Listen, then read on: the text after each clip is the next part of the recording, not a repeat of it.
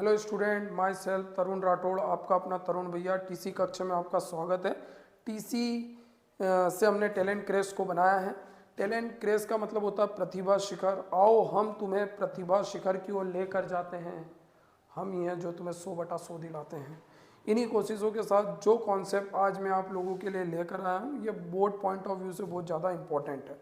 आप लोगों को हर एक कॉन्सेप्ट को बहुत ईमानदारी से लगाना है। जो बेईमानी अभी तक आप लोग कर चुके हो उसको एक तरफ साइड में रखना है और इतनी बार प्रैक्टिस में लेना है कि कॉपियाँ भर जाना चाहिए, लेकिन उंगलियां नहीं थकना चाहिए तुम लोगों की। ठीक है। और जो भी पेपर में क्वेश्चन पूछे जाते हैं उसमें केवल वैल्यूज़ ऊपर नीचे होती हैं, लेकिन कॉन्सेप्ट यही आते हैं। आज मैं आप लोगों के लिए मैं चैप्टर नंबर 1 से लेकर चैप्टर नंबर 4 तक का पोर्शन फर्स्ट पार्ट में कवर करने वाला हूँ, जो कि आप लोगों को 100/100 लाने में बहुत मदद करेगा। इसी के साथ में हम शुरू करते हैं हमारी क्लास। फर्स्ट चैप्टर है हमारा रियल नंबर, रेशनल नंबर और इरेशनल नंबर का कॉम्बिनेशन होता है, जो कि तुम बहुत अच्छे से जानते हो। और जो भी रियल नंबर है इसमें एक फार्मूला भी, हमारा एक फार्मूला काम करता है, एलसीएम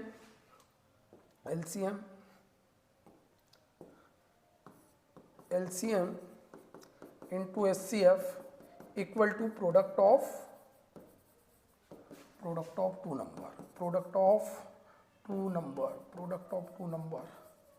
ये कॉन्सेप्ट काम करता है। एक क्वेश्चन इसी पे पूछा जाता है, LCM into HCF equal to product of two number. इस फार्मूले को आप लोगों को दिमाग में रखना है, नोट कर लो आराम से। ये फार्मूले से रिलेटेड क्वेश्चन एग्जाम में आता है। ठीक है।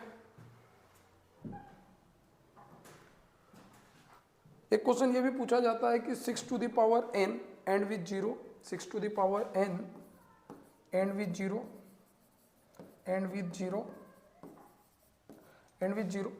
तो मैं आप लोगों को बता दूं कि जो भी नंबर आप लोगों को दिया हुआ है वो 0 से एंड केवल और केवल तब हो सकता है। उसके लिए आपको चेक करना होगा कि जब भी आप उन नंबरों का प्राइम फैक्टर करो तो वो उसका प्राइम फैक्टर 2 और 5 बनना चाहिए।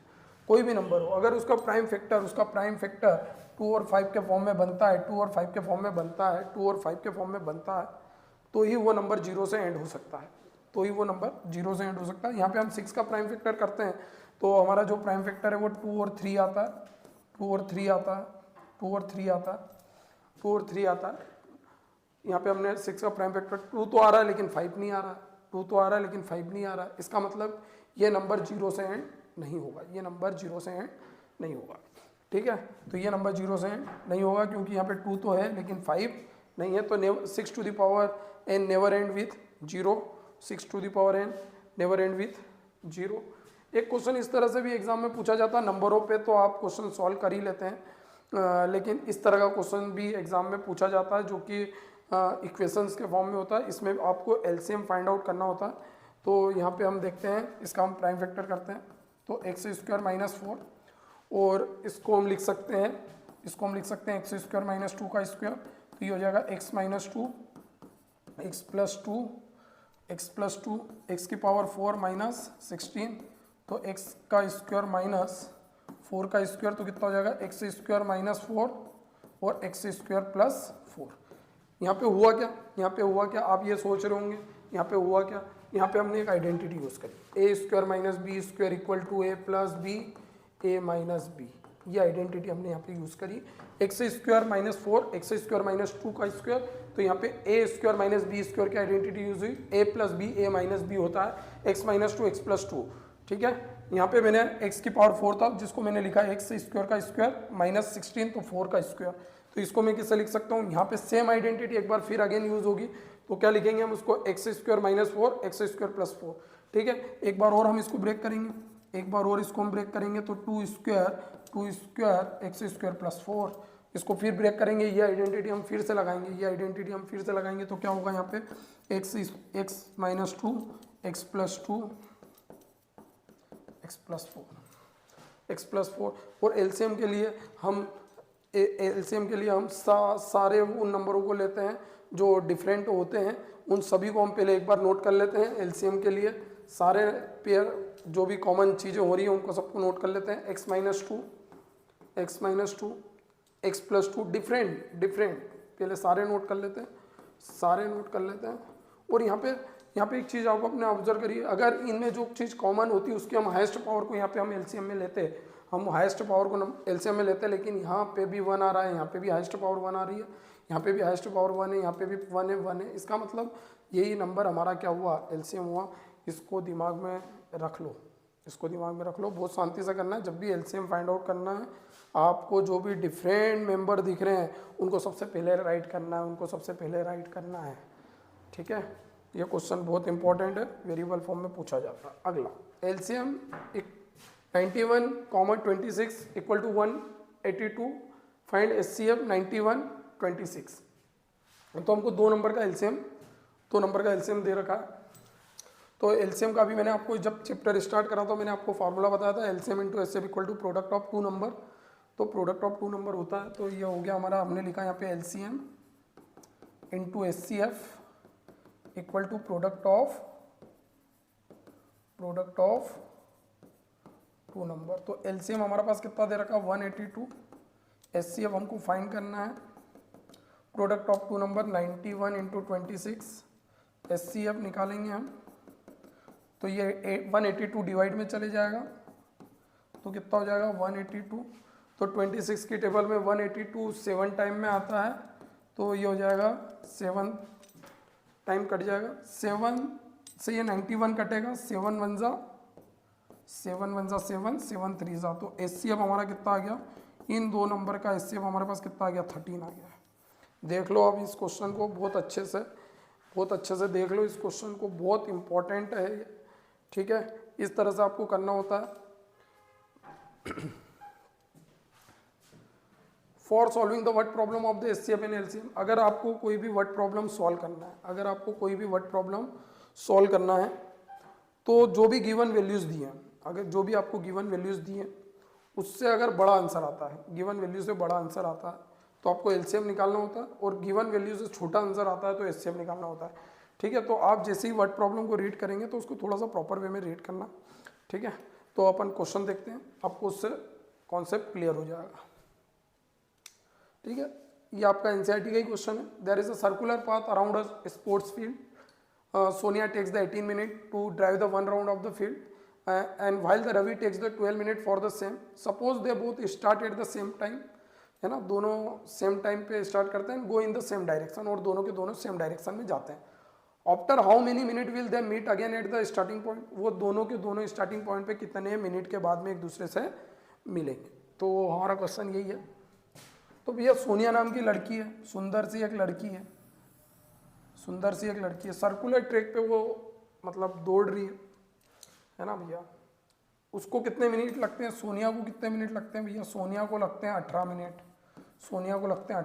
रवि नाम का लड़का, वो भी इधर ही घूम रहा है, रवि नाम का ही है, इसको जो मिनट लगते हैं वो 12 मिनट लगते हैं। वो कितने मिनट लगते हैं, 12 मिनट लगते हैं। कितने मिनट, 12 मिनट।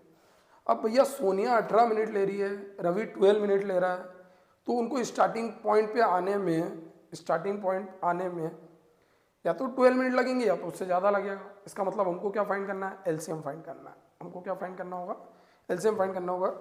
रवि और सोनिया इससे कम समय में तो स्टार्टिंग पॉइंट पे नहीं आ सकते, तो हम क्या फाइंड करेंगे, यहाँ पे इन दोनों नंबर का एलसीएम फाइंड करेंगे। तो एलसीएम फाइंड करने के लिए हम करेंगे 18 का पहले तो एलसीएम निकालते हैं, तो 2 9 जा 3 3 जा और 3 1 जा, ठीक है। तो ये हमारा 18 का फैक्टर बना। ऐसे हम 12 का फैक्टर निकालेंगे तो क्या हो जाएगा, 2 6 जा 2 3 जा और 3 1 जा। तो 18 का हमने जैसे ही फैक्टर निकाला तो क्या बना हमारा 2 × 3 स्क्वायर, और 12 का हमने जैसे ही फैक्टर निकाला तो क्या बना 2 स्क्वायर × 3। तो मैंने सबसे पहले आपको बोला था जब भी आपको एलसीएम फाइंड आउट करना है, तो जो भी डिफरेंट नंबर लिखे हैं, जो भी डिफरेंट मेंबर है हम लोग हमारे पास, उनको सबसे पहले राइट करना है, सबको राइट कर लिया। और जो भी इनमें हाईएस्ट पावर है हमको उन्हीं को इंपॉर्टेंस देना। जैसे 2 और 2 कॉमन हो रहा है तो 2 के हाईएस्ट पावर को इंपॉर्टेंस देना है, 3 और 3 कॉमन हो रहा तो 3 के हाईएस्ट पावर को इंपॉर्टेंस देना है। तो 2 का स्क्वायर अगर हम करते हैं तो कितना आएगा 4, 3 का स्क्वायर करेंगे तो 9, तो कितना आ गया बेटा 36। हमारा आंसर हो गया 36। क्या हो गया हमारा आंसर हो गया। 36 हमारा आंसर हो गया। एक बार उसको आप अच्छे से देख लो, ठीक है। तो सोनिया और रवि कितने मिनट के बाद एक दूसरे से मिलेंगे? सोनिया और रवि एक दूसरे से 36 मिनट के बाद एक दूसरे से मिलेंगे। 36 मिनट के बाद वो एक दूसरे से मिलेंगे। अगला क्वेश्चन है prove that root 3 is irrational number. हर साल पूछा जाने वाला क्वेश्चन, ठीक है, 3 नंबर में पूछा ही जाता है। आप लोगों को इसको भी लगाना है, प्रॉपर वे में लगाना है। लिखना कैसे वो मैं आपको बता रहा हूँ, ठीक है। तो यहाँ पे आपको इरेशनल दिया रखा, इरेशनल दे रखा, आपको इसको लेके चलना है रेशनल। आपको इसको कैसा लेके चलना है? रेशनल लेके चलना है। तो हम लिखेंगे यहाँ पे let root 3 is rational number. तो रूट 3 को हम लिखेंगे p by q not equal to 0, q not equal to 0 where p and q has coprime number, coprime number. इसको हम इक्वेशन नंबर 1 दे देते हैं, इसको हम इक्वेशन नंबर 1 दे देते हैं। Squaring both side, squaring both side of equation 1। जो भी हमारी इक्वेशन नंबर 1 है उसमें हम स्क्वेयरिंग कर रहे हैं। तो रूट 3 का square p square upon q square. तो रूट 3 का स्क्वायर 3 होता है, ये हो जाएगा p स्क्वायर अपॉन में q स्क्वायर। तो ये जो q स्क्वायर इसका मैं इधर मल्टीप्लाई करने जा रहा हूँ। तो जैसे मैं इसका मल्टीप्लाई इधर करूँगा तो क्या होगा? ये 3q square equal to p square. तो ये हो जाएगा q square equal to p square by 3, p square by 3। इसका मतलब हुआ p square is divided by 3, p square is divided by 3। इसको इक्वेशन नंबर 2 दे दो and p square is divided by 3। तो यहाँ लिखेंगे p square is divided by 3। It means p is divided by 3, p is divided by 3। इसका मतलब ये हुआ कि p और कोई नंबर नहीं है, p और कोई नंबर नहीं हो, p जो है वो 3 का मल्टीपल है। तो हम यहाँ पे ले लेते हैं। सो p इक्वल टू 3 है। और ये जो m है ये डिफरेंट टाइप के नेचुरल नंबर हो सकते हैं। जैसे हम अलग अलग नंबर लेंगे, m की वैल्यू अलग अलग पुट करेंगे तो p की हमको अलग अलग वैल्यूज फाइंड होती जाएगी। लेकिन वो जितनी भी वैल्यू हमको फाइंड होने वाली है वो सारी की सारी 3 के मल्टीपल के फॉर्म में मिलेगी। ये वैल्यू उठा के मैं इक्वेशन नंबर 2 में रख देता हूँ। Put in equation number 2, put in equation number 2। ये पूरा का पूरा मैं उठा के यहाँ पुट कर रहा हूँ। तो ये हो जाएगा आपका q square equal to p की जगह रखा मैंने 3m का होल स्क्वायर अपॉन में 3। तो कितना हो जाएगा? ये 9m स्क्वायर अपॉन में 3, ये हो जाएगा q स्क्वायर। तो बेटा ये 3 कट रहा है, 3 बन जा 3 3 जा, तो कितना हो जाएगा? ये q square equal to 3m square. तो m स्क्वायर का मल्टीपल 3 है, डिवाइड में चले जाएगा। तो क्या हो जाएगा? ये m square equal to q square by 3, q square by 3, q square by 3। तो मैंने यहाँ पे बोला था p एंड q है को प्राइम नंबर, और को प्राइम नंबर का मतलब आप लोगों को पता है कोई भी कॉमन नंबर नहीं होना चाहिए। को प्राइम का मतलब आपको पता है कि कोई भी कॉमन नंबर नहीं होना चाहिए, p और q की कोई भी कॉमन वैल्यू नहीं होगी। तो भैया यहाँ पे देखो हम इसको पढ़ेंगे कैसे? q square is divided by 3, q square is divided bye q square is divided by 3, q is divided by 3, q is divided by 3। इसका मतलब ये हुआ कि p भी 3 से डिवाइड हो रहा है, q भी 3 से डिवाइड हो रहा है। तो कॉमन फैक्टर हो गया है। तो p और q का कैसा फैक्टर हो गया? ये कॉमन फैक्टर हो गया। कैसा फैक्टर हो गया? Common factor. So it is contradiction, so it is contradiction, so it is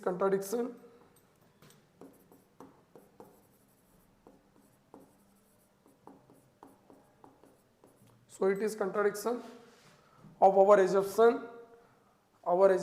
जो हमने सपोज करा था p and q। It means ये क्या इंप्लाइज करेगा? रूट 3 इज इरेशनल है, रूट 3 इज इरेशनल। रूट 3 कैसा नंबर है? इरेशनल नंबर है। एक बार देख लो इसको कैसे लिखना है एग्जाम में।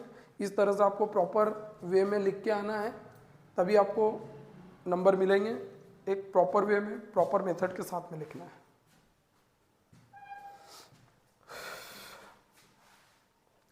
Prove that 3 + 2 √5 is irrational when √5 is irrational.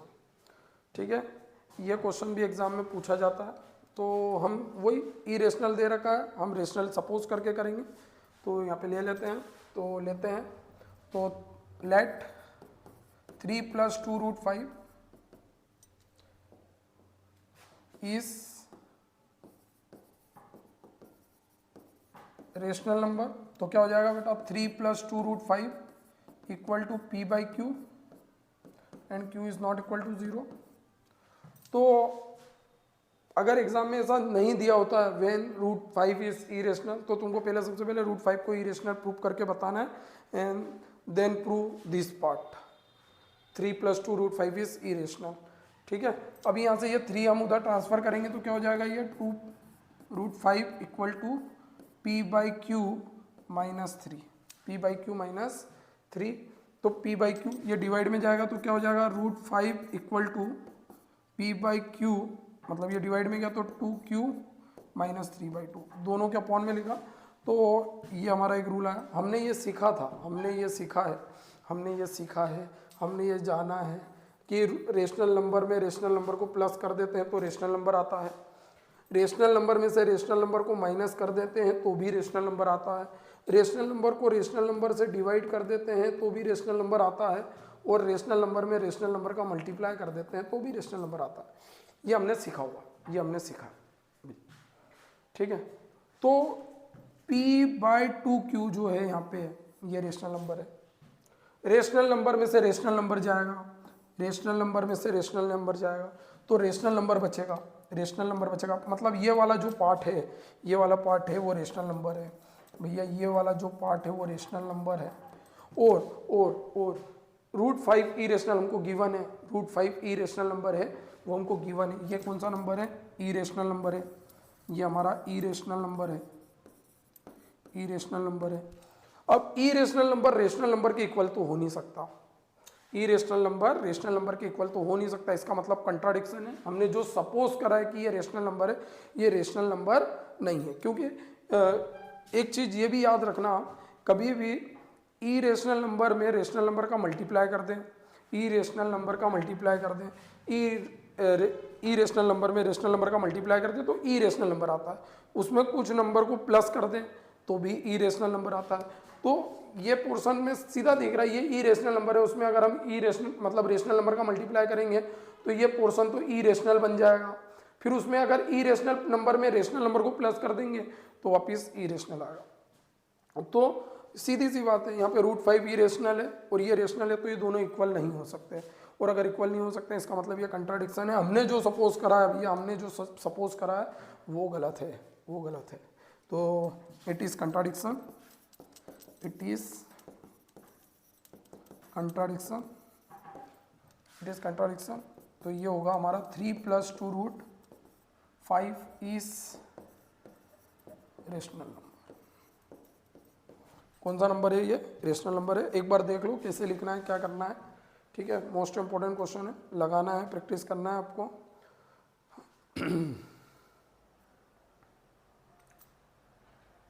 ठीक है, सेम क्वेश्चन भैया, सेम क्वेश्चन जब मैंने आपको बताया था कि गिवन नंबर से बड़ा आंसर आता है तो हमको एलसीएम फाइंड आउट करना होता है, गिवन वैल्यू से छोटा आंसर आता है तो हमको एचसीएफ फाइंड आउट करना होता है। तो यहाँ पे हमको एक क्वेश्चन दिया, 3 bell tolls 12 minute 15 minute 18 minute respectively, if they start the tolling together after what time they next toll together.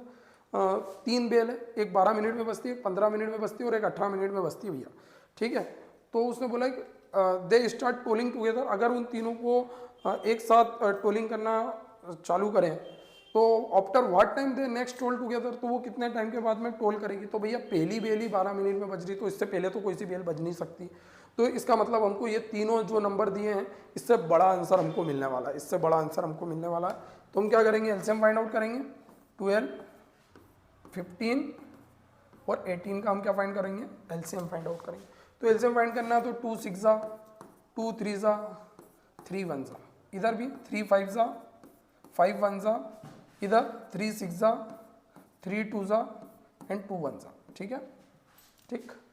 तो हमने 12 का प्राइम फैक्टर करा तो 2² × 3, 15 का हमने प्राइम फैक्टर करा तो 3 × 5 और 18 का हमने जब प्राइम फैक्टर करा तो 3 स्क्वायर इंटू 2, तो हमने एलसीएम निकाला। एलसीएम निकाला भैया, मैंने बोला था जो भी पहले डिफरेंट मेंबर हो, जब भी आपको एलसीएम फाइंड आउट करना है, जो भी डिफरेंट मेंबर हो उनको सबको लिख डालो भैया। तो यहाँ पे डिफरेंट मेंबर में 2 है, फिर पहले 3 है, फिर 5 है, इनको लिखो। फिर उनकी जो हाईएस्ट पावर है, जो उनकी हाईएस्ट पावर है उसको हमको इंपॉर्टेंस देनी है। तो यहाँ पे हाईएस्ट पावर देखो भैया, 3 की 1 है, यहाँ पे 3 की 2 है, तो 3 की हाईएस्ट पावर 2 होगी हमारी। जैसे यहाँ पे 2 की पावर 2 है, यहाँ पे 2 की पावर 1 है, तो हम हाईएस्ट पावर को इंपॉर्टेंस देंगे, 2 की पावर 2 को इंपॉर्टेंस देंगे, और 5 की पावर तो 1 ही है इसलिए हम 1 को इंपॉर्टेंस देंगे। तो कितना हो जाएगा, 2 का स्क्वायर 4, 3 का स्क्वायर 9 इंटू 5। तो कितना हो रहा है ये, 5 4 20, 20 into 9 180, 180 is answer, 180 is answer. तो हमारा जो एलसीएम आएगा, मतलब वो after what time they next toll together, मतलब 180 मिनट के बाद में वो टोल करेगी।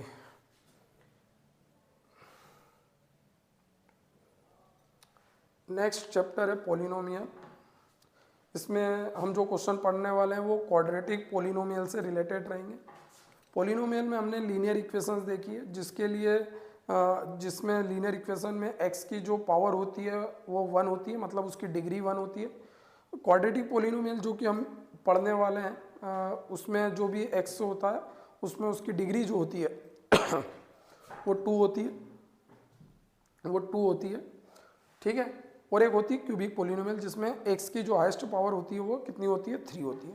तो हम यहाँ पे जो क्वाड्रेटिक पॉलिनोमियल हम उठाने वाले हैं, क्या उठाने वाले हैं, क्वाड्रेटिक पॉलिनोमियल, क्वाड्रेटिक पॉलिनोमियल हम उठाने वाले हैं भैया। क्वाड्रेटिक पॉलिनोमियल, और क्वाड्रेटिक पॉलिनोमियल किस फॉर्म में होता है, ax square plus b x plus c equal to 0। Quadratic polynomial को सॉल्व करने के 2 तरीके होते हैं, ठीक है। एक तरीका तो हम प्राइम फैक्टराइजेशन से सीखते हैं, और एक आगे चल के हमारा जो 4 चैप्टर होगा क्वाड्रेटिक इक्वेशन, उसमें हम क्वाड्रेटिक फार्मूले से उन क्वेश्चनों को, क्वाड्रेटिक इक्वेशन को सॉल्व करेंगे। तो यहाँ पे हम जो क्वाड्रेटिक इक्वेशन सॉल्व करने वाले हैं वो सीखेंगे हम फैक्टराइजेशन मेथड से,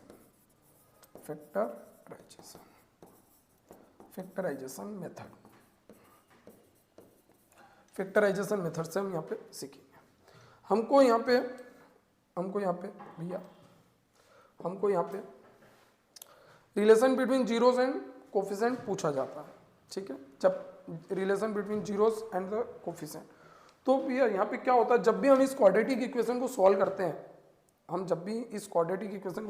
हैं, तो हमको जो x की वैल्यू मिलती है, हमको x की 2 वैल्यू मिलती है। x की कितनी वैल्यू मिलती है, 2 वैल्यू मिलती है। एक वैल्यू को हम अल्फा बोलेंगे और दूसरी वैल्यू को हम क्या बोलेंगे, बीटा बोलेंगे। जब भी हम x की वैल्यू फाइंड करेंगे, इस इक्वेशन को सॉल्व करके x की वैल्यू फाइंड करेंगे, तो यहाँ पे x की हाईएस्ट पावर 2 है, डिग्री 2 है, इसका मतलब हमको x की 2 डिफरेंट वैल्यूज मिलने वाली है। एक वैल्यू को हम अल्फा बोलेंगे और दूसरी वैल्यू को हम बीटा बोलेंगे, ठीक है। तो अल्फा और बीटा हमारे जीरोस होंगे, है ना, हमारे जीरोस होंगे। तो यहाँ पे पूछा जाता है रिलेशन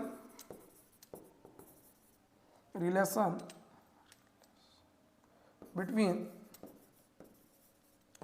जीरोस एंड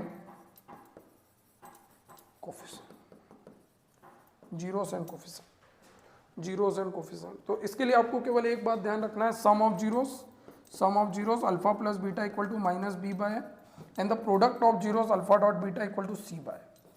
अब ए और बी हमको कहाँ से मिलेंगे, इक्वेशन से मिलेंगे हमको ए और बी।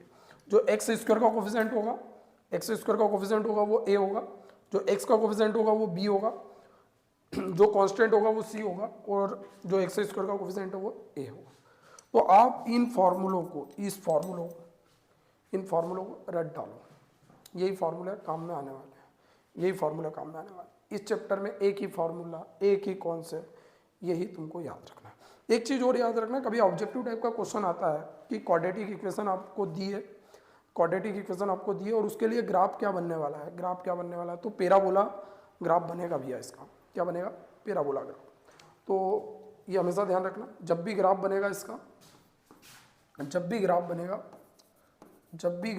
क्या बनेगा, पैराबोला बनेगा।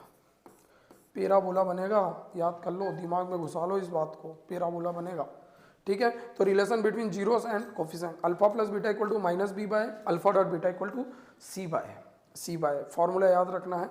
हम क्वेश्चन देखते हैं। क्वेश्चन देखते हैं, if 1 zero of the polynomial a square plus 9x square plus 13x plus 6 है is a reciprocal of the other, then the value of तो हमको वैल्यू a की वैल्यू फाइंड करना है, a की वैल्यू फाइंड करना है। तो एक बात हमको हमेशा याद रखना है, हमको क्वाड्रेटिक इक्वेशन दी है, जीरोस दिया हुआ है, इसका मतलब हमारा जो फॉर्मूला काम आने वाला है वो sum of zeros and product of zeros का फॉर्मूला काम आएगा। तो हम यहाँ लिखेंगे। और एक चीज ध्यान रखना, उसने बोला जो एक जीरो है दूसरा जीरो उसका रेसिप्रोकल है, मतलब अगर एक अल्फा होगा तो दूसरा क्या होगा 1 बाय अल्फा होगा, अगर एक अल्फा होगा तो दूसरा क्या होगा 1 बाय अल्फा होगा, दूसरा क्या होगा 1 बाय अल्फा होगा। तो अपन देखते हैं, क्वेश्चन करते हैं, एक क्वेश्चन करते हैं भैया, क्वेश्चन करते हैं। तो sum of zeros alpha plus 1 by alpha equal to minus B by ए, और product of zeros alpha dot 1 by alpha equal to C by. तो भैया अल्फा 1 बाय अल्फा बी हमको कितना दिया हुआ, एक्स का कोफिशिएंट बी होता है, मैंने बोला था 13, ए एक्स स्क्वायर का कोफिशिएंट ए स्क्वायर प्लस 9, यहाँ पे अल्फा से alpha cancel,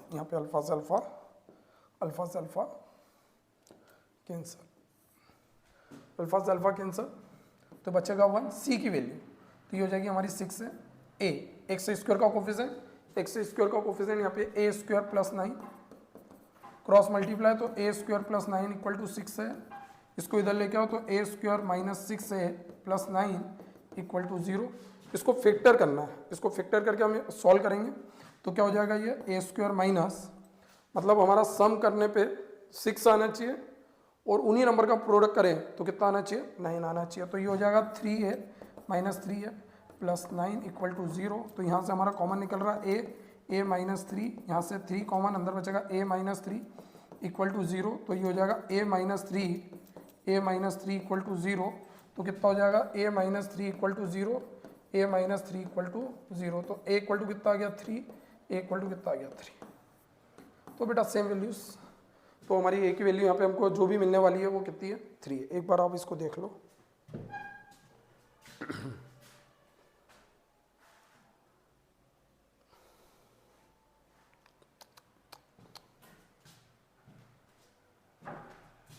next question alpha and beta are zeros of the polynomial x square plus b x plus c, find the value of alpha square plus beta square. तो आपको जो polynomial दिया हुआ है इसके जीरोस हमको alpha और beta दे रखे हैं।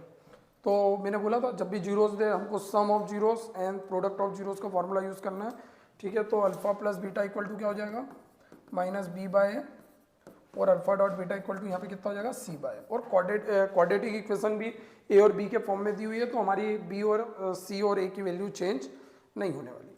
लेकिन हमको वैल्यू जो फाइंड करना है वो alpha square plus beta square है। अल्फा स्क्वायर प्लस क्या है बीटा स्क्वायर, तो 9 alpha square plus beta square equal to alpha plus beta का whole square minus 2 alpha beta. तो alpha plus beta minus B by a का whole square 2 alpha dot beta क्या हो गया सी by. तो कितना हो जाएगा ये बी स्क्वायर अपॉन ए स्क्वायर माइनस 2c अपॉन ए, 2c अपॉन ए, ये हमारा आंसर हो गया। एक बार देख लो समझ लो क्या।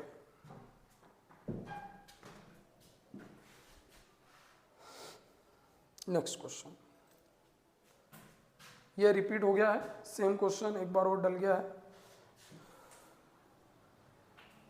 To find the quadratic polynomial, भैया क्वाड्रेटिक पोलिनोमियल फाइंड करने का भी एक क्वेश्चन आता है। तो यहाँ पे एस का मतलब है सम ऑफ जीरोस, एस का मतलब है फॉर्मूला याद कर लेना x square minus S x plus P. S को हम बोलते हैं सम ऑफ जीरोस, क्या बोलते हैं सम ऑफ जीरोस, और इसको बोलते हैं हम पी को बोलते हैं product of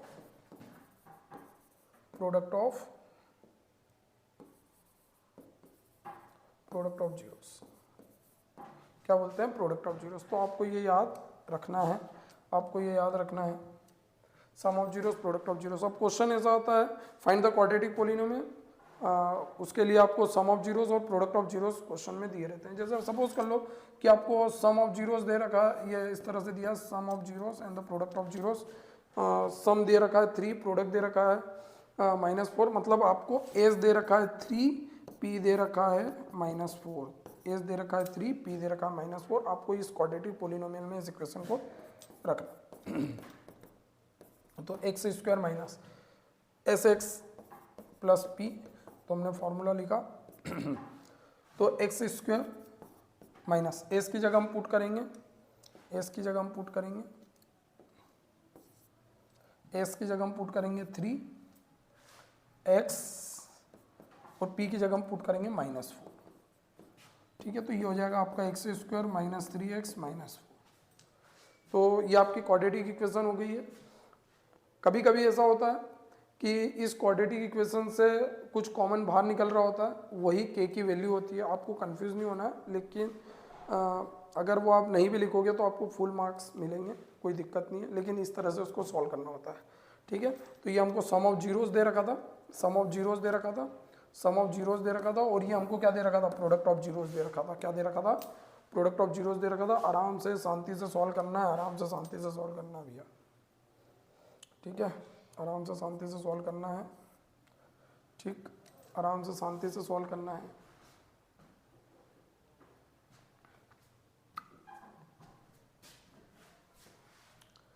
linear equation in 2 variable, linear equation in 2 variable, इसके लिए आपको लीनियर इक्वेशन याद रखना है। लीनियर इक्वेशन इन 2 वेरिएबल क्या होती है, a1x plus b1y plus c1 equal to 0, a2x plus b2y plus c2 equal to 0। तो बेटा एक बात ध्यान रखना, a1 upon a2 not equal to b1 upon b2।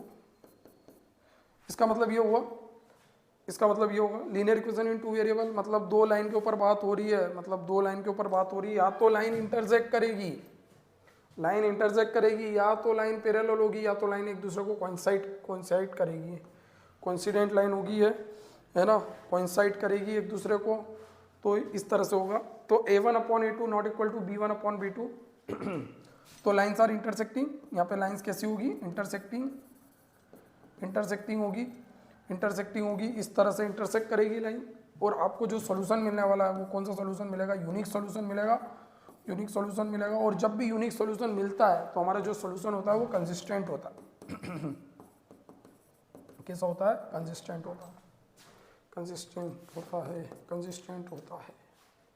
तो a1 upon a2 equal to b1 upon b2 equal to c1 upon c2। भैया एक line के ऊपर दूसरी लाइन बनेगी, मतलब लाइन एक दूसरे को क्या करेगी, कोइंसाइड करेगी, कोइंसाइड करेगी भैया, कोइंसाइड करेगी, कोइंसाइड करेगी, कोइंसाइड करेगी। इसका मतलब एक लाइन के ऊपर दूसरी लाइन बनेगी, एक लाइन के ऊपर दूसरी लाइन बनेगी, और आपको इनफाइनाइट सोल्यूशन मिलेंगे, इनफाइनाइट, इनफाइनाइट सोल्यूशन मिलेंगे रे, इनफाइनाइट सोल्यूशन मिलेंगे। तो ये भी क्या होगा, कंसिस्टेंट होगा। क्या होगा, कंसिस्टेंट होगा, ये भी एक कंसिस्टेंट होगा।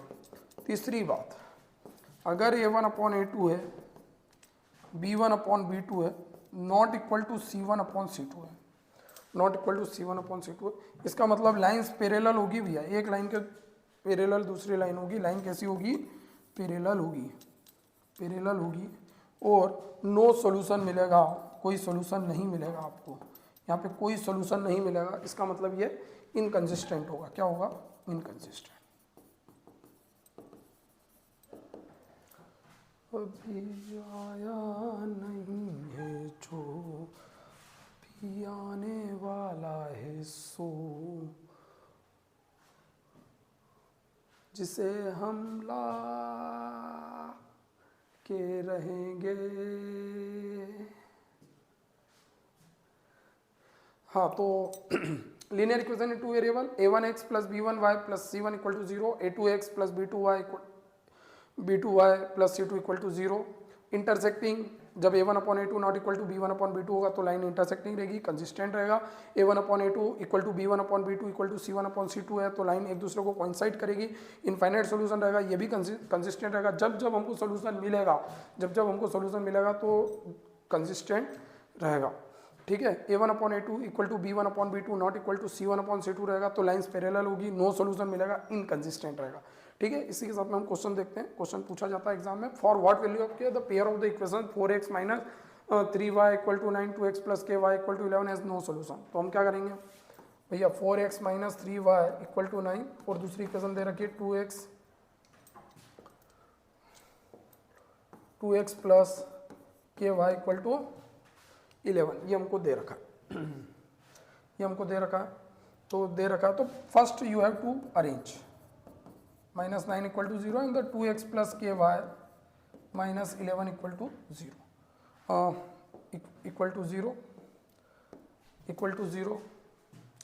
उसने बोला हैज़ नो सॉल्यूशन, भैया यहाँ मैंने गलती से लिख दिया नो सॉल्यूशन आएगा यहाँ पे। सिंस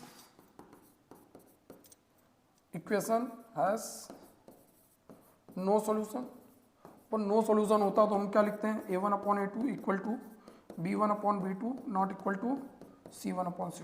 तो ये हो जाएगा हमारा a1 तो भैया ये a1 x का कोफिशिएंट a1 यहाँ पे 4 रहेगा, a2 दूसरी वाली इक्वेशन से मिलेगा, दूसरी वाली इक्वेशन से मिलेगा, फर्स्ट वाली इक्वेशन से a1 b1 c1 मिलेंगे और सेकंड इक्वेशन से हमको a2 b2 और c2 मिलेंगे। अगर तुम चाहो तो यहाँ लिख सकते हो a1 equal to 4 b1 equal to -3 और c1 इक्वल टू -9।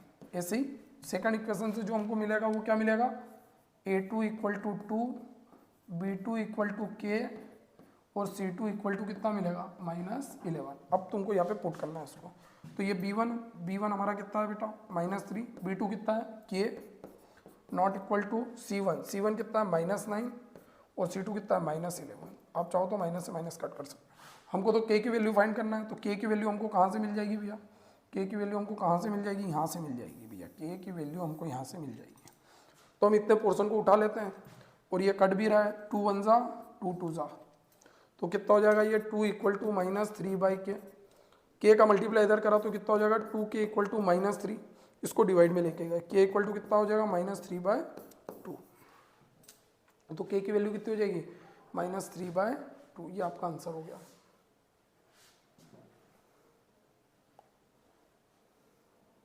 ठीक है, नेक्स्ट क्वेश्चन। ये क्वेश्चन भी एग्जाम में पूछा जाता है, solve 2x plus 3y equal to 11 and 2x minus 4y equal to -24 and find the value of m। तो मैं आपको x और y की वैल्यू निकाल कर बताता हूँ। आप इसके लिए सब्स्टिट्यूटिंग मेथड, एलिमिनेशन मेथड या ग्राफिकल मेथड और क्रॉस मल्टीप्लिकेशन मेथड, इसमें से कुछ भी यूज़ कर सकते हैं, लेकिन अभी क्रॉस मल्टीप्लिकेशन मेथड आपके सिलेबस से हटा दी गई है, तो आप ग्राफिकल मेथड, एलिमिनेशन मेथड और सब्स्टिट्यूटिंग मेथड में से कुछ भी सॉल्व करने के लिए यूज़ करें। तो मैं अभी एक बार आपको सब्स्टिट्यूटिंग मेथड से ये क्वेश्चन करके बता रहा हूँ, तो आप देखो क्या होगा इसमें। एक इक्वेशन हमको ये दे रखी है, इसको हम इक्वेशन नंबर 1 दे देते हैं, 2x minus 4y equal to एक हमको -24 दे रखा है, इसको हम इक्वेशन नंबर 2 दे देते हैं। ठीक है, तो हम इसको सॉल्व करेंगे, तो 2x इसको हम उधर लेके जाएं, हम we are using substituting method. ठीक है, तो इसको मैं इधर लेके जा रहा हूँ, तो ये कितना हो जाएगा -24 प्लस 4y, ये x का जो कोफिशिएंट है यहाँ पे 2 है, इसको मैं डिवाइड में लेके जा रहा हूँ, तो x equal to -24 plus 4y upon में 2 तो हमारी ये वैल्यू हुई। आप चाहो तो यहाँ से 2 कॉमन निकाल सकते हो, तो जैसे ही 2 आप कॉमन निकालोगे तो -12 प्लस 2y अपॉन में 2, तो ये 2 से आपका ये 2 कट रहा है, तो x की वैल्यू आपकी क्या निकल के -12 प्लस 2y, ये आपकी वैल्यू निकल के आ रही है। इस वैल्यू को उठा के हम इक्वेशन नंबर 1 में रखेंगे, तो पुट इन इक्वेशन नंबर 1, तो x को रिप्लेस करके हमको ये रखना है, तो ये हो गया हमारा 2, ये ब्रैकेट लगाया, x को रिप्लेस करके -12 प्लस 2, ये जो x लिखा हुआ था मैंने इसको रिप्लेस करा, उसकी प्लेस पे मैंने -12 प्लस 2y पुट करा, प्लस कितना हो गया ये 3y इक्वल टू 11, तो ये हो जाएगा -24 plus 4y plus 3y equal to 11। इसको उधर लेके जाओगे तो ये हो जाएगा 7y इक्वल टू 11 प्लस 24, तो कितना हो जाएगा 7y इक्वल टू 35, तो y इक्वल टू कितना हो जाएगा 35/7, तो 7 5 तो y की वैल्यू कितनी आ गई 5, y की वैल्यू कितनी आ गई 5। इसको किसी एक इक्वेशन में पुट करेंगे तो हमको एक्स की वैल्यू मिलेगी। तो put in equation number first, put in equation number first. लिखना कैसे वो मैं बता रहा हूँ। Put in equation number first, जैसे ही फर्स्ट में पुट करोगे 2x plus 3 into 5 equal to 11, तो कितना हो जाएगा 2x प्लस 15 इक्वल टू 11, तो ये कितना हो जाएगा 2x इक्वल टू 11 माइनस 15, तो -4, तो 2x, तो x इक्वल टू कितना हो जाएगा -4/2, तो x की वैल्यू कितनी आ रही -2।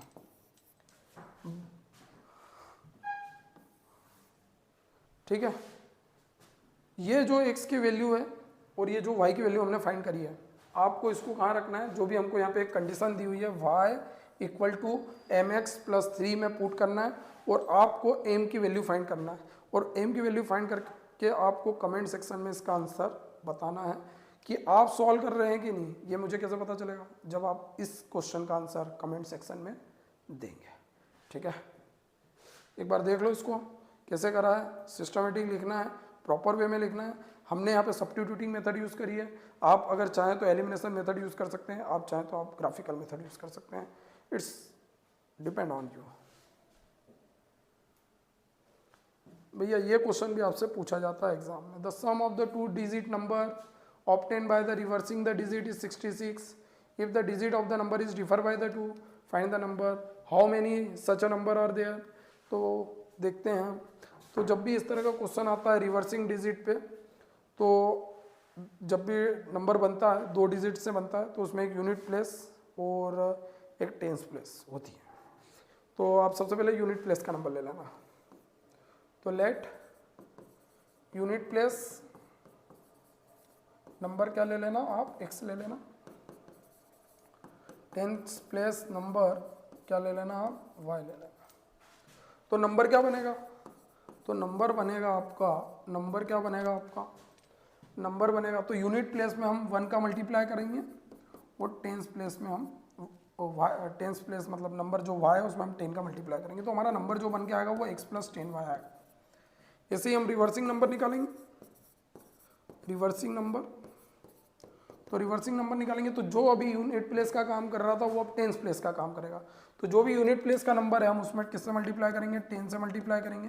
और जो टेंस प्लेस का नंबर है हम उसमें 1 का मल्टीप्लाई करेंगे। तो ये हो जाएगा हमारा 10x प्लस y। अब उसने क्या बोला, the sum of the 2 digit number, मतलब 2 डिजिट का नंबर है, and the number obtain by the reversing digit, मतलब जो भी नंबर हमको, जो नंबर 2 डिजिट का नंबर दे रखा है उसका रिवर्सिंग करते हैं और उन दोनों को हम प्लस करते हैं तो हमको 66 मिलता है। मतलब ये नंबर है, उसका रिवर्सिंग नंबर ये। जब हम इसको इसके साथ प्लस करेंगे तो हमको कितना मिलेगा, 66 मिलेगा। तो नाउ अकॉर्डिंग टू क्वेश्चन जब हम इन दोनों को प्लस करेंगे तो x plus 10y plus 10x plus y equal to कितना मिलेगा, 66। तो 10x प्लस x कितना हो गया, 11x, 10y प्लस y कितना हो गया, 11y equal to 66। 11 is taking common, x plus y equal to 66। तो ये 66 क्या हो जाएगा, ये x plus y equal to 66 by 11, तो 11 से कितनी बार कटेगा, 6 टाइम। तो x plus y equal to कितना गया, 6, इक्वेशन नंबर 1। फिर उसने आगे क्या बोला, if the digit of the number differ by the 2, मतलब उन दोनों डिजिट, ये जो यूनिट प्लेस का नंबर है और जो टेंस प्लेस का नंबर है, इन दोनों के बीच में जो डिफरेंस है वो कितने का है, 2 का। And x minus y equal to 2 given. भैया गिवन है क्वेश्चन में, तुम भूल मत जाना, इसलिए लिख रहा हूँ यहाँ पे। इसको इक्वेशन नंबर 2 दे देना। अब इन दोनों इक्वेशन को हम जब सॉल्व करेंगे, जब इन दोनों क्वेश्चन को हम सॉल्व करेंगे तो हमको x और y की वैल्यू मिलेगी। तो मैं इन दोनों इक्वेशन को सॉल्व कर रहा हूँ, मतलब मैं एडिंग कर रहा हूँ, एडिंग 1 and 2। तो जैसे ही मैं एडिंग करूँगा तो y एलिमिनेट हो जाएगा, y एलिमिनेट हो जाएगा, y से y कट जाएगा तो बचेगा क्या, 2x equal to 8। It means x equal to कितना आ गया, 8/2, इट मीन्स 4। तो x की वैल्यू कितनी आ गई, 4। x की वैल्यू आ गई आपके पास 4। आप एलिमिनेशन मेथड, सब्स्टिट्यूटिंग मेथड, जो भी आप चाहें वो यूज़ कर सकते हैं। ठीक है, ये x की वैल्यू उठा के हमको कहाँ रखना है, ये x की वैल्यू उठा के हमको कहाँ रखना है, put in equation number 1, put in equation number 1, put in equation 1। तो जैसे हम पुट करेंगे तो 4 प्लस वाई इक्वल टू 6, तो y इक्वल टू कितना हो जाएगा, 6 माइनस 4 इक्वल टू 2, तो y की वैल्यू कितनी आ गई, तो हमारे पास नंबर आ गया, x की वैल्यू 4 आ गई, y की वैल्यू 2 आ गई। अब आपको नंबर निकालना है कि आपको नंबर कितने मिलने वाले हैं। तो x की वैल्यू 4 रखोगे जब इस नंबर में रखोगे, और y की वैल्यू 2 रखोगे इस नंबर में, तो आपको पहला नंबर तो जो मिलेगा, जो नंबर मिलेगा, जैसे आप इस कंडीशन में रखेंगे और आपको नंबर मिलेगा, जो नंबर मिलेगा जो नंबर मिलेगा जो नंबर मिलेगा, x की वैल्यू मैंने रखी 4, y की वैल्यू रखी मैंने 2, y की वैल्यू रखी मैंने 2, तो आया नंबर मेरा आया 24। और रिवर्सिंग नंबर कितना आएगा, रिवर्सिंग नंबर 42। इसका मतलब हमको दो नंबर मिलेंगे। हमको कितने नंबर मिलेंगे, एक तो 24 और 42 मिलेगा, मतलब दो नंबर हमको मिल रहे हैं यहाँ पे। ये हमारा इस तरह से सॉल्यूशन मिला, हमको ध्यान रखना है इसको। क्वाड्रेटिक इक्वेशन,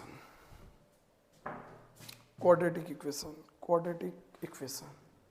तो क्वाड्रेटिक इक्वेशन अभी हमने देखी थी क्या होती है quadratic equation, ax square plus b x plus c equal to 0। इसको दो तरीके से सॉल्व कर सकते हैं, एक होता है हमारा फैक्टराइजेशन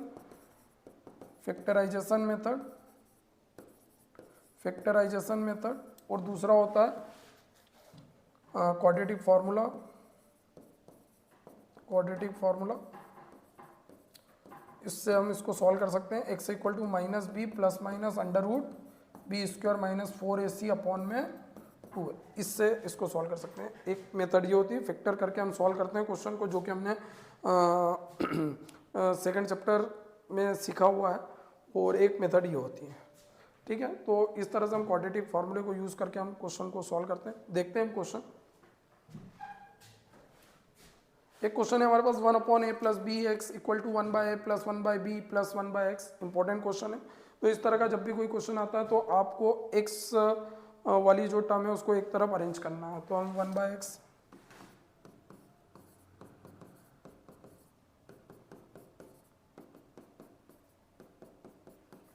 ठीक है, तो ये हो जाएगा। तो हमने x वाली टर्म को हम एक तरफ ले आए, अब एलसीएम लेना। तो हम जैसे एलसीएम लेंगे तो क्रॉस मल्टीप्लाई, इसका इधर इसका इधर। ठीक है, हम क्रॉस मल्टीप्लाई करेंगे तो क्या हो जाएगा, ये क्रॉस मल्टीप्लाई करेंगे तो हो जाएगा ये x upon a plus b x sorry बाबा, फिर से लिख रहा हूँ मैं। क्रॉस मल्टीप्लाई तो ये हो जाएगा x plus a plus b x upon में x a plus b plus x equal to, यहाँ भी एलसीएम लेंगे तो ये हो जाएगा b प्लस a अपॉन में ab। ठीक है, ये हो जाएगा। कुछ गलत कर दिया भैया मैंने, यहाँ पे साइन की मिस्टेक कर दी है मैंने। इसको मैं इधर से इधर लेकर आया तो यहाँ माइनस आएगा, तो यहाँ भी माइनस आएगा, साइन का ध्यान नहीं रखा। आप लोग ऐसी गलती मत करना, नहीं तो नंबर कट जाएंगे। ठीक है, तो ये हो जाएगा हमारा x minus a minus b minus x upon में, इसको अंदर मल्टीप्लाई करेंगे तो ये हो जाएगा हमारा ax plus b x plus x square equal to a plus b upon में ab। तो ये x से ये x cancel, minus is taking common, अंदर बचेगा a प्लस बी अपॉन में बचेगा ax plus b x plus x square equal to a plus b upon में ab। तो बेटा क्या होगा, इधर भी a प्लस बी, इधर भी a प्लस बी, तो ये a प्लस बी से ये वाला a प्लस बी कैंसिल हो जाएगा। जो बचेगा इसकी जगह बचेगा 1, इसकी जगह 1, इसका मल्टीप्लाई इधर करेंगे, इसका इधर क्रॉस में करेंगे, क्रॉस में मल्टीप्लाई करेंगे वापस। तो क्रॉस में जैसे ही मल्टीप्लाई करेंगे तो क्या हो जाएगा, ये minus a b equal to a x plus b x plus x square. इसको इधर लेके आओ तो ये हो जाएगा 0 equal to x square plus a x plus b x plus a b. तो ये क्या हो जाएगा, 0 है ना। ठीक है, देखो भैया फैक्टराइज करना है हमको। तो यहाँ पे कॉमन निकलते हुए दिख रहा है x, यहाँ पे हमको कॉमन निकलते हुए दिख रहा है x, और यहाँ से हमको कॉमन निकलते हुए दिख रहा है b। तो क्या हो जाएगा, यहाँ 0 equal to x is taking common, अंदर बचेगा x प्लस a, और यहाँ से b कॉमन निकलेगा, अंदर बचेगा x प्लस a। पूरे में से कॉमन निकलेगा x प्लस a, अंदर बचेगा x प्लस b, तो ये 0 हो गया। तो x plus a equal to 0, x plus b equal to 0, तो ये हो जाएगा एक्स इक्वल टू माइनस है और एक्स इक्वल टू कितना हो जाएगा माइनस बी। इस तरह से हमको एक्स की वैल्यू माइनस है, एक्स की वैल्यू माइनस बी मिलेगी। Solve the following quadratic equations for, तो आप इस क्वेश्चन को क्वाड्रेटिक फॉर्मूले से भी कर सकते हैं और इसको फैक्टराइजेशन मेथड से भी कर सकते हैं। तो अपन देखते हैं इसको, तो अपन देखते हैं भैया, अपन देखते हैं क्या बोल रहा है क्वेश्चन। 4√3x² + 5x - 2√3, तो सम करने पे तो 5 आना चाहिए, सम करने पे 5 आना चाहिए, और प्रोडक्ट करने पे भैया, प्रोडक्ट करने पे हम इन दोनों नंबर का प्रोडक्ट करें, प्रोडक्ट करके देखते हैं क्या आना चाहिए भैया, क्या आना चाहिए प्रोडक्ट करने पे। 2√3, तो 4 का 2 में मल्टीप्लाई 8 और √3 का √3 में 3, तो 8 3 जा 24, मतलब हमको 5 को ऐसे ब्रेक करना है कि हम उन नंबरों का प्लस करें तो 5 आए, उन नंबरों का प्लस करें तो 5 आए, उन नंबरों का प्लस करें तो 5 आए, और उन नंबरों का प्रोडक्ट करें तो 24 आना चाहिए। तो क्या हो जाएगा ये 4√3x² प्लस, तो ये हो जाएगा हमारा 8x - 3x - 2√3 = 0। भैया यहाँ से कॉमन निकल रहा है हमारा, यहाँ से कॉमन निकल रहा है 4x कॉमन, अंदर बचेगा √3x + 2, ये बचेगा। यहाँ से हमारा क्या कॉमन निकल रहा है, यहाँ से हमारा निकल रहा है कॉमन √3 कॉमन निकल रहा है, क्योंकि 3 को हम कैसे लिख सकते हैं, ये जो 3 है ना, इसको हम कैसे लिख सकते हैं, √3 × √3, तो √3 में जब हम √3 का मल्टीप्लाई करेंगे तो क्या आएगा, 3 आएगा। इसका मतलब यहाँ पे और यहाँ पे √3 कॉमन हो रहा है, यहाँ पे और यहाँ पे क्या कॉमन हो रहा है, √3 कॉमन हो रहा है, तो हम निकालेंगे √3, अंदर एक √3 प्लस क्या बच जाएगा, अंडर √3x प्लस क्या बच जाएगा, 2 बच जाएगा भैया। पूरे में से क्या कॉमन निकल रहा है, √3x + 2, 4x - √3 = 0, तो ये कितना हो जाएगा, √3x + 2 = 0 एंड 4x - √3 = 0, तो कितना हो जाएगा ये √3x = -2, तो x = कितना आ गया, -2/√3।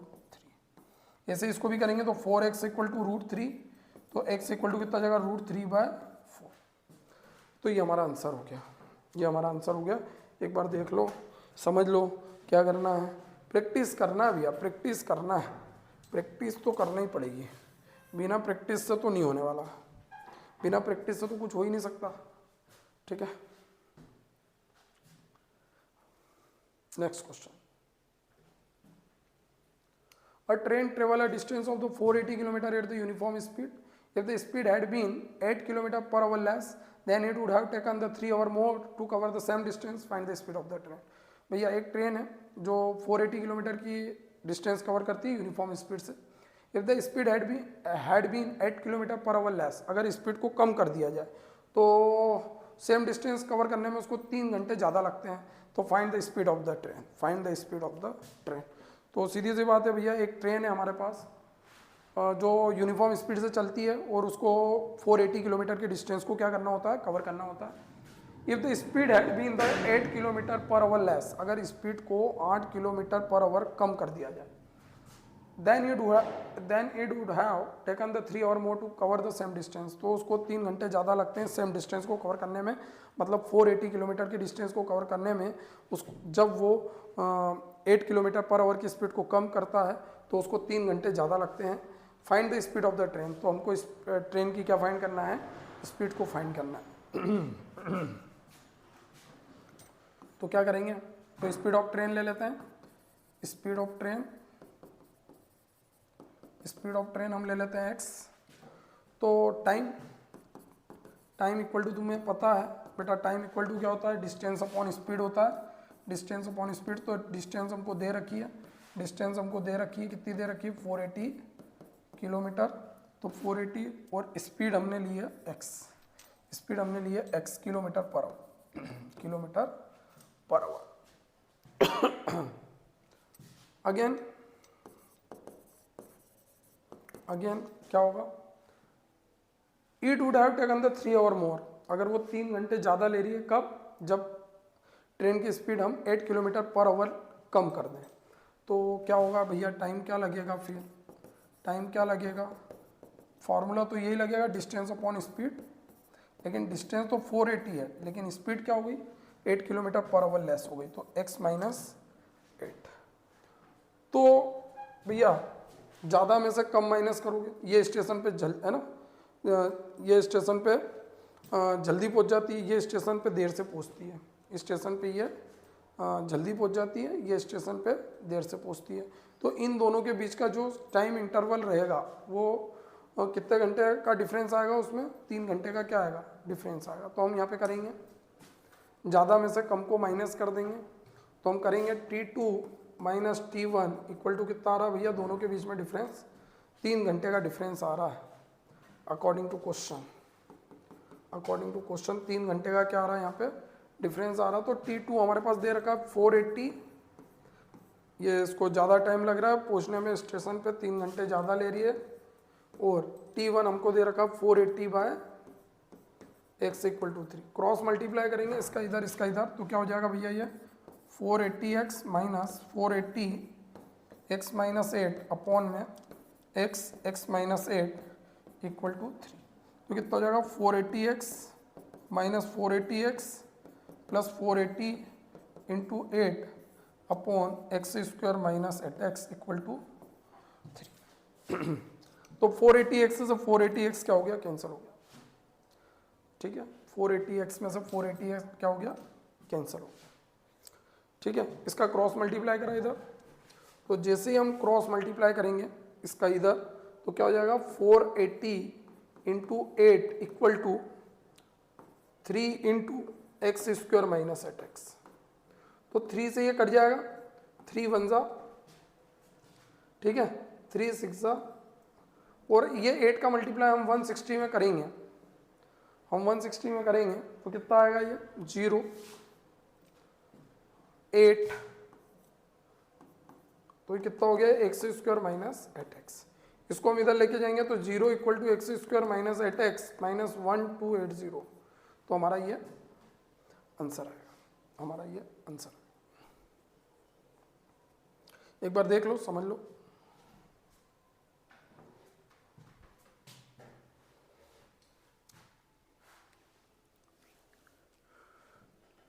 अब आप लोगों को इस क्वेश्चन को क्वाड्रेटिक फॉर्मूले से सॉल्व करना है और x की वैल्यू फाइंड आउट करना है।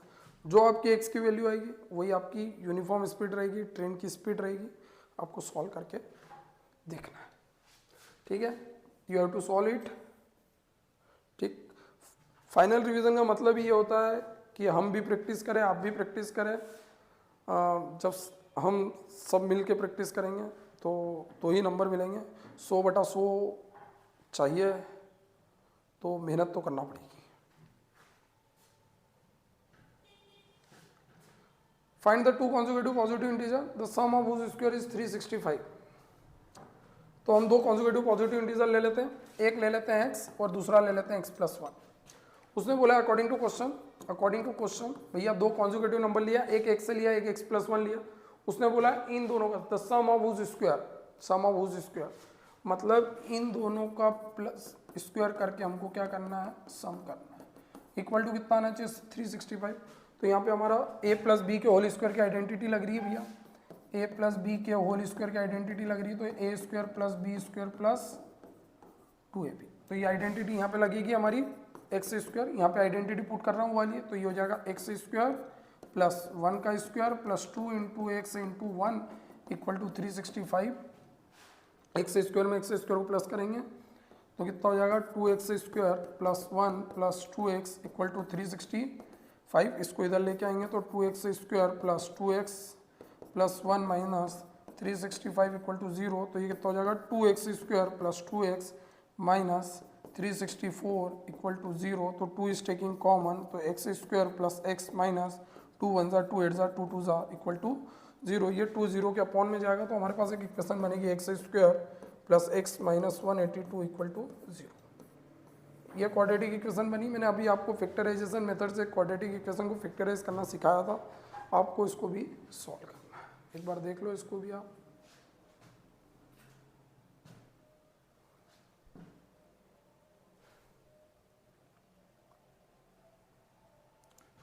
Nature of roots, nature of roots D square equal to B square minus 4ac। इसके लिए हमको डिस्क्रिमिनेंट फाइंड करना होता है सबसे पहले,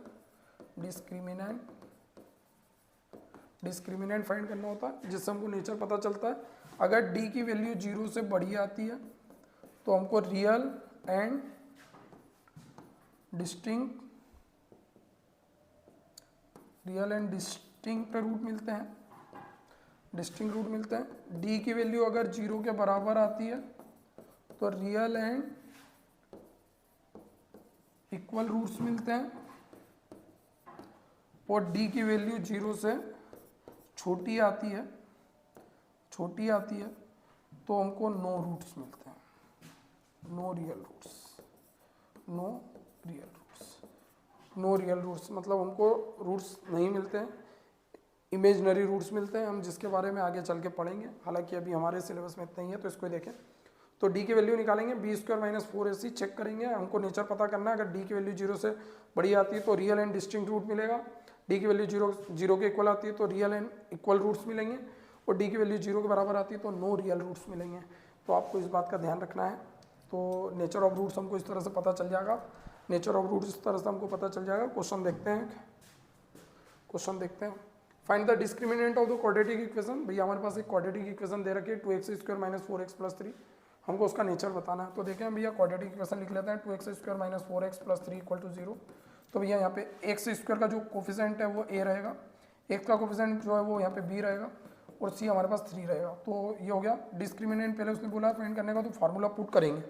तो b स्क्वायर माइनस 4ac, तो b की वैल्यू हमारे पास कितनी है, -4 का होल स्क्वायर माइनस 4, a की जगह 2, c की जगह 3, तो कितना हो जाएगा 16 माइनस 4 टू 8 24, तो कितना बचेगा, ये हो जाएगा हमारा 8 माइनस का 8 बच रहा है, less than 0, it means no real roots. Nature क्या आएगा भैया, नो रियल रूट्स। ये हमारा नेचर आया, नेचर बताना था, तो इस तरह से आया। एक बार देख लो आप, मोस्ट इम्पोर्टेंट क्वेश्चन है, मोस्ट इम्पोर्टेंट पूछा जाता है ये।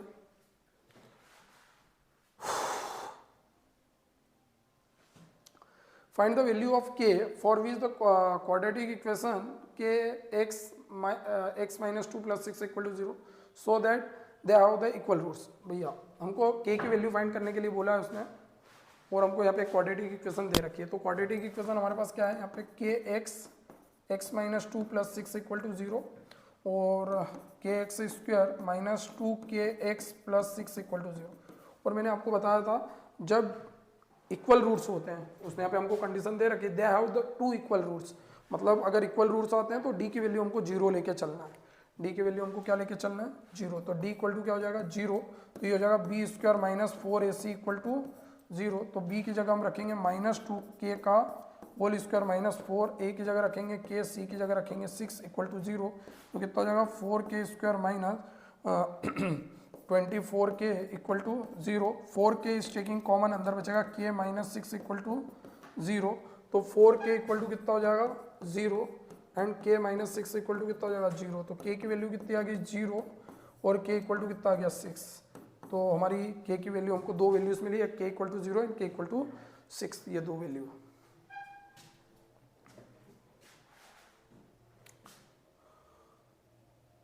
Next question, find the value of m। हमको m की वैल्यू फाइंड करना है और इक्वेशन हमको दे रखी है यहाँ पे। तो इसको देखें, m x minus 7 plus 49 equal to 0। तो ये हो जाएगा m x square minus 7 mx plus 49 equal to 0। तो वही इक्वल रूट्स दे रखा है यहाँ पे, इक्वल रूट्स। इसका मतलब मैंने बोला था जब भी इक्वल रूट्स हैं तो d की वैल्यू हम क्या लेके चलेंगे 0। d का फॉर्मूला आपको पता ही है, b square minus 4ac equal to 0। तो b की जगह हम रखेंगे -7x -7m, तो ये रखा हमने का होल स्क्वायर 4a, a की जगह रखेंगे m और c की जगह रखेंगे 49 इक्वल टू 0। तो ये कितना हो जाएगा 49m square minus 4m into 49 equal to 0। 49m is taking common, तो जैसे ही हम 49m कॉमन निकालेंगे अंदर क्या बचेगा m माइनस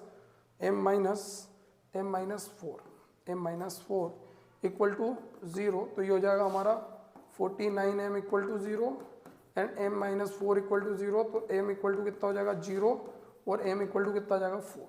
तो इस तरह से ये हमको आंसर मिलेगा। आपको इसको भी प्रैक्टिस में लेना है, सॉल्व करना है, लगाना है, आराम से करना है।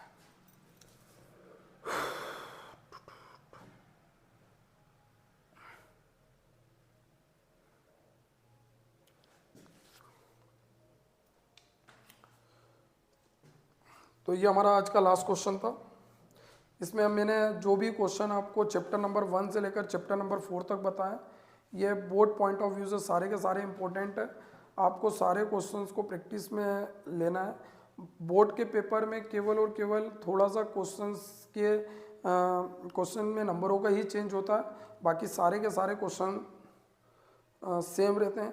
इसी के साथ में हमारा यहाँ पे आज फर्स्ट पार्ट कंप्लीट होता है।